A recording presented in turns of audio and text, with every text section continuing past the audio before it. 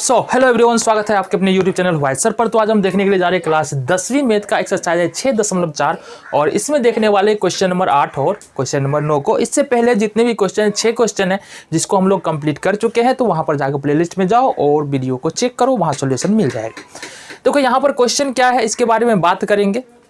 सबसे पहली बात क्या दिया है, 8 नंबर का क्वेश्चन देखेंगे। बिल्कुल आसान सा क्वेश्चन है, थोड़ा सा समझना है। फिगर समझ में आ गया, फिगर की प्रॉपर्टी समझ में आ गया, इसका गुण समझ में आ गया तो बिल्कुल आसान क्वेश्चन लगेगा, कोई भी मुश्किल यहाँ पर नहीं होने वाली। क्वेश्चन क्या है, त्रिभुज ABC और त्रिभुज BDE दो समबाहु त्रिभुज है। कहने का मतलब क्या है, त्रिभुज ABC ये तो समबाहु त्रिभुज है ही, लेकिन ये जो त्रिभुज है दूसरा BDE ये भी समबाहु त्रिभुज है और ये BC का मध्य बिंदु क्या है, D है। BC का मध्य बिंदु D है। तो चलो आप निकालते हैं यहाँ से हमारे पास क्या क्या है। देखो जी 8 नंबर में दिया है कि त्रिभुज ABC समबाहु त्रिभुज है, समबाहु त्रिभुज है। इट मीन्स इसका मतलब ये हुआ कि AB बराबर BC बराबर CA, ये तीनों बराबर हो जाएगा। इसको हम लिख लेंगे समीकरण 1। क्यों लिख रहे हैं, आगे यूज आएगा इसलिए हम लिख रहे हैं, ठीक है। तथा देखो ये दिया है हमारा BC का मध्य बिंदु D है, BC का मध्य बिंदु D है। अब इसका मतलब क्या है, BC का मध्य बिंदु D है, मतलब BC का आधा ये होगा और BC का आधा ये होगा। हमारे पास त्रिभुज क्या है, BDC है ना, BDE है, ये E है, BDE है ना, BDE। और ये त्रिभुज भी क्या है, प्रश्न में ही दिया है, ये त्रिभुज भी समबाहु त्रिभुज है और BC का मध्य बिंदु D है। इसका मतलब BD बराबर हम क्या लिख सकते हैं, BD बराबर लिख सकते हैं हाफ BC, ये लिख सकते हैं। चलो जी, अच्छा देखो यहाँ से क्या निकल के आ रहा है, यहाँ से हम क्या कर सकते हैं, BC बराबर जो है हमारा किसके बराबर है, BC बराबर जो है हमारा बराबर है AB बराबर CA के बराबर है। ये ध्यान रखना यहाँ से क्योंकि इसका उपयोग आने वाला है। चलो जी, अब चूंकि ABC समरूप है, त्रिभुज ABC समरूप है त्रिभुज BDE के, ठीक है। क्यों समरूप है, क्योंकि त्रिभुज ABC और BDE समबाहु त्रिभुज है, समबाहु ये लिख लेते हैं त्रिभुज है। देखो दो समबाहु त्रिभुज हमेशा ही समरूप होंगे। क्यों होंगे, क्योंकि दोनों ही त्रिभुज में जो एंगल बनेगा, जो कोण बनेगा वो 60 डिग्री का बनेगा, तीनों कोण, इसलिए ये दोनों त्रिभुज समरूप होते हैं। तो दो समबाहु त्रिभुज हमेशा समरूप होता है, इसलिए त्रिभुज ABC समरूप हो जाएगा त्रिभुज ABDE के, यानी कि ये बड़ा वाला त्रिभुज समरूप हो जाएगा BDE छोटे वाले त्रिभुज के।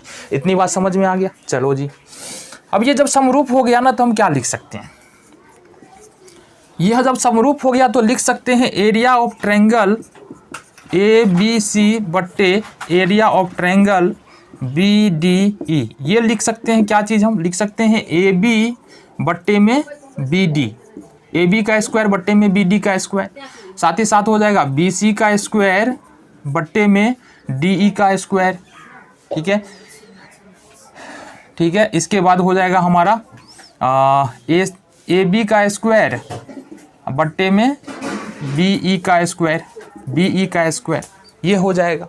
होगा कि नहीं होगा, देखो ये सारा जो वर्ग है ना वो एक दूसरे का स्क्वायर है, मतलब ये इसके बराबर है, ये इसके बराबर, ये एक दूसरे के ही बराबर है। तो यहाँ से हम क्या लिख सकते हैं, एरिया ऑफ ट्रायंगल ABC बट्टे में लिख सकते हैं एरिया ऑफ ट्रायंगल BDE बराबर लिख सकते हैं AB का स्क्वायर बट्टे BD का स्क्वायर। कितना बात हो जाएगा, बिल्कुल हो जाएगा, ठीक है। और देखो यहाँ से इसको मानते हैं समीकरण 2, इसको क्या करने हैं, दूसरा वाला को समीकरण 2 मान लेते हैं। यहाँ से क्या लिख सकते हैं जरा देखना, यहाँ से लिख सकते हैं एरिया ऑफ ट्रायंगल ABC बट्टे में लिख सकते हैं एरिया ऑफ ट्रायंगल BDE। अब एक बात देखो, यहाँ से AB के जगह पर तो AB है ही, BD के जगह पर BD बराबर क्या है समीकरण 1 में हाफ BC, तो BD की जगह पर हम क्या लिख सकते हैं, AB का स्क्वायर हो जाएगा, BD की जगह पर हाफ BC का स्क्वायर हम कर सकते हैं। BD की जगह पर हमने हाफ BC रख दिया, तो ये हमारा क्या निकल के आएगा, ये निकल के आ जाएगा एरिया ऑफ ट्रायंगल ABC बट्टे एरिया ऑफ ट्रायंगल BDE बराबर हो जाएगा बच्चे, ये हो जाएगा AB का स्क्वायर और बट्टे 1/4, 2 दूना 4 हो जाएगा, और ये हो जाएगा हमारा BC का स्क्वायर। ठीक है। अच्छा, अब देखो यहाँ से क्या कर सकते हैं, अब कर सकते हैं एरिया ऑफ ट्रायंगल ABC बट्टे में area of triangle BDE।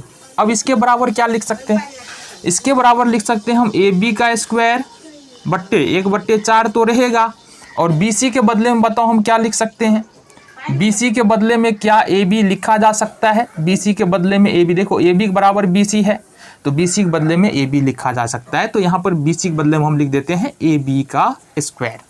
AB के स्क्वायर से AB का स्क्वायर कैंसिल हो गया, ये क्या निकलेगा 1/4, 1/1/4, इसको ये पढ़ेंगे, इसको गुना करो 1 × 4/1, मतलब ये निकल के आ रहा है 4/1, अनुपात निकल जाएगा हमारा 4:1, ये हमारा आंसर हो जाएगा। तो देखो बिल्कुल ही इजी क्वेश्चन था, आसान क्वेश्चन था, इसमें कोई भी समस्या यहाँ पर नहीं होनी चाहिए। चलो जी, ये क्वेश्चन समझ में आ गया। नेक्स्ट देखो क्वेश्चन नंबर 9 देखना है हमको। क्वेश्चन नंबर 9 क्या कह रहा है, दो समरूप त्रिभुजों की भुजाओं का अनुपात 4:9 है। तो हमारे पास दिया क्या है, देखो यहाँ से त्रिभुज ABC समरूप है त्रिभुज DEF के। देखो ये जो है ना बुक में नहीं दिया हुआ है, सिर्फ यही दिया है कि दो समरूप त्रिभुजों के भुजाओं का अनुपात 4:9 है। हमने समझाने के लिए 2 त्रिभुज बना लिया। अब ये दोनों त्रिभुज क्या है, समरूप है। समरूप है तो इसके भुजाओं का अनुपात ले लेंगे, ये हो जाएगा AB बट्टे DE बराबर BC बट्टे EF बराबर AC बट्टे DF, ये हो जाएगा। ये दे दिया हमको 4:9। अच्छा, 2 त्रिभुज जब समरूप होता है तो उसका क्षेत्रफल का अनुपात क्या होता है जरा बताओ।